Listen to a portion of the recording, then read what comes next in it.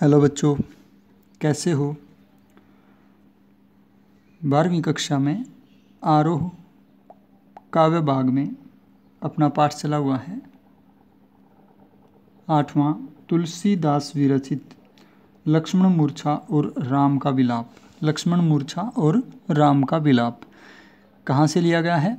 रामचरितमानस से। अवधी भाषा में लिखी गई है रामचरितमानस। अब छठा पैरा आ गया है। रामचरितमानस का ये तीसरा पैरा है और पहले 3 पैरे हमने कवितावली के किए हैं। तो देखिए, कहता है सुत वित नारी भवन परिवारा हो ही जाहि जग बार ही बारा।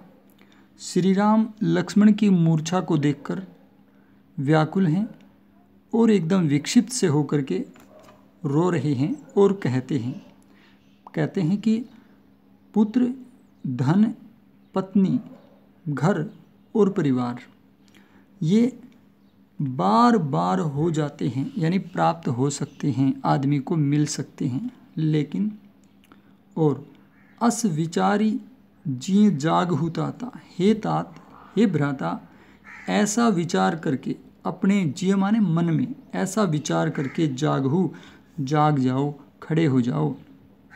क्या विचार करके? मिलई न जगत सहोदर भ्राता। इस संसार में सहोदर माने सगा, भ्राता माने भाई, न मिलई दोबारा नहीं मिलता।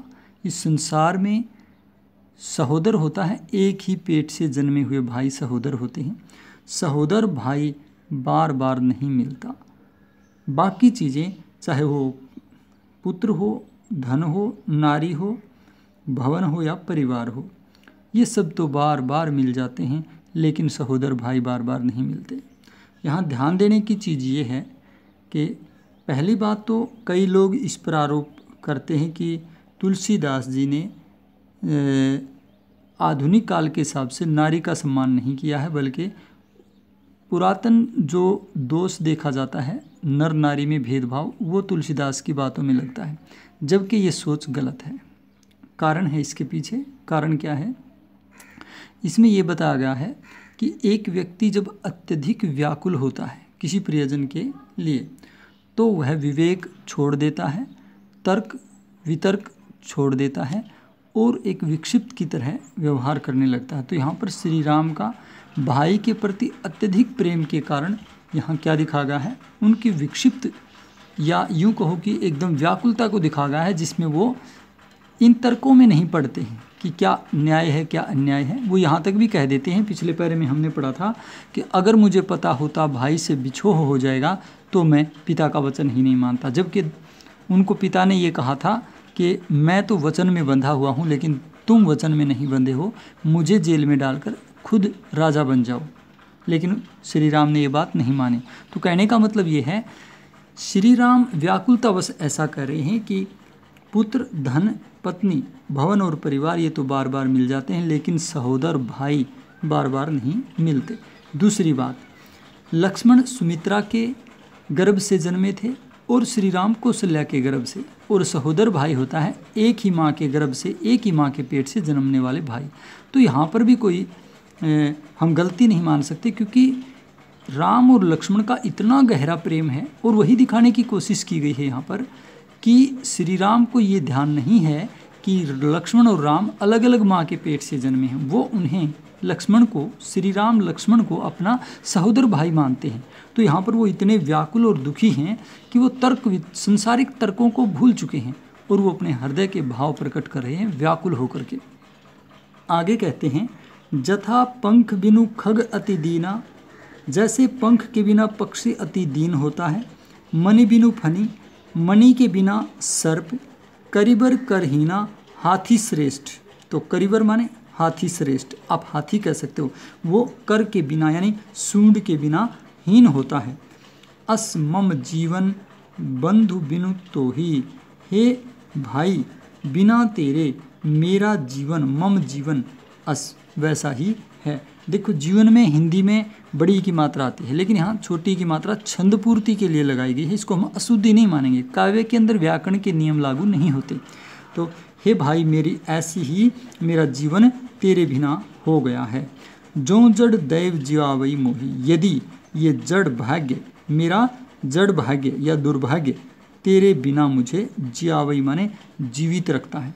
हे भाई अगर तेरे बिना मेरा दुर्भाग्य या जड़ भाग्य मुझे जीवित रखता है तो मेरा जीवन ऐसा ही हो गया है तेरे बिना, जैसे पंख के बिना पक्षी और फन के बिना सांप, मणि के बिना सांप और सूंड के बिना, कर माने सूंड के बिना हाथी होता है। आगे क्या कहते हैं श्री राम, जय हूँ अवध कवन मुहलाई, नारी हेतु प्रिय भाई गंवाई। कहता है नारी के लिए प्रिय भाई को खोकर अवध में क्या मुंह लेकर जाऊं, क्या मुंह लेकर के मैं अवध में जाऊंगा, अयोध्या में जाऊंगा।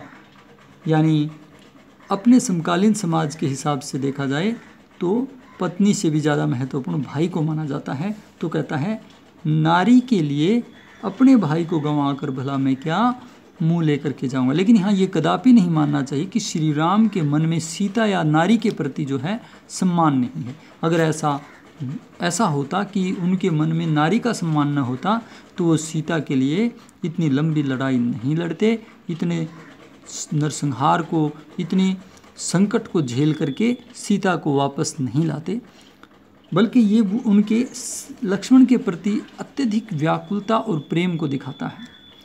बरु अपजस सहत्यु जग माही, नारी हानि विशेष क्षति नाही। और इसी व्याकुलता बस वो कह रहे हैं भले ही, बरु माने यद्यपि या भले ही, अपजस जगत में अपजस सहता, अपयस माने निंदा, भले ही लोग मेरी निंदा करते कि नारी को खो दिया, नारी हानि विशेष क्षति नहीं, नारी की हानि, पत्नी की हानि विशेष क्षति नहीं है भाई की तुलना में। यानी कि भाई को हर कीमत पर बचाना होता है। तो यहाँ पर पुरुष प्रधान समाज वाली बात नहीं, बल्कि असल बात है श्री राम इतने व्याकुल हैं लक्ष्मण को खतरे में देकर कि वो सारे तर्क वितर्क और विवेक को भूल चुके हैं। यहाँ श्री राम ने, विष्णु अवतार श्री राम ने एक नर लीला की है जिसमें संसार के भाइयों को भाई के प्रति प्रेम की अगाध और अथाह जो प्रगाढ़ता है उसको दिखाने की कोशिश की गई है। तो इसीलिए इसको नर लीला कहा गया है, क्योंकि श्री राम सीता के लिए प्राणों की बाजी लगा करके युद्ध लड़ते हैं और सीता को छुड़ा कर लाते हैं। लेकिन दूसरी तरफ लक्ष्मण के मूर्छित होने पर ये भी कहते हैं कि ये पता होता तो मैं अपने पिता का वचन ही नहीं मानता, भाई से बिछो का पता होता तो मैं पत्नी को भी छुड़ाने के लिए नहीं जाता। ये सब उनकी भाई के विरह और व्याकुलता को दिखाता है। अतः इसका कोई अनुचित मतलब निकालना मूर्खता होगी। तो शिल्प पक्ष बार बार बताने की ज़रूरत नहीं है, क्योंकि अवधि भाषा है, छंदयुक्त रचना है, इसके अंदर भी चौपाई छंद है और करुण रस इसमें देखने को मिलता है, वात्सल्य रस भी इसके अंदर देखने को मिलता है। छोटे भाई के प्रति श्री राम का प्रेम है। और बाकी अलंकार आप आसानी से छांट लोगे। बै की आवर्ती के गाना अनुप्रास अलंकार है, स्वरमैत्री अलंकार है और पदमैत्री अलंकार भी है, उदाहरण अलंकार भी है, उदाहरण दे करके यहाँ बताया गया है, प्रसाद गुण है और अभिधा सब शक्ति भी है।